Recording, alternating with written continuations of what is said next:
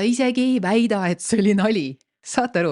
Ta ütleb konkreetselt, ma üritasin ajaloolise viitega oma sõpra kaitsta ning tema tegemisi toetada. Ajaloolise viitega sellele, et vanasti pidid naised vait olema ja neil ei olnud hääleõigust. Vanasti võis nii olla ja miks Daniel Mereäär seda kommenteerib? Miks ta niimoodi kirjutas?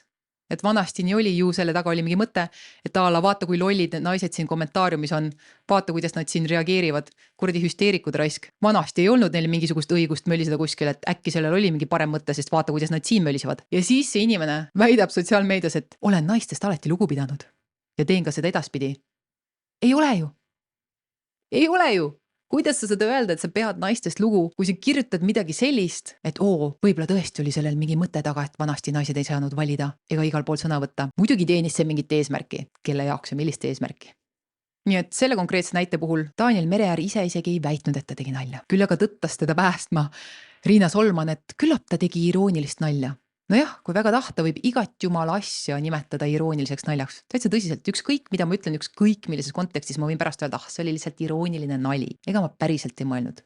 Kuigi ma tahtsingi öelda, et osad naised on nii lollid, et võib-olla ei peaks neil üldse olema mingisugust sõnaõigust kuskil vaata seda kommentaariumi, kui lollid naised. Võib-olla oligi hea siis, kui nad ei tohtinud igal pool sõna võtta, aga see on irooniline nali. Ja absoluutselt iga asja kohta võib pärast öelda, et see oli lihtsalt nali.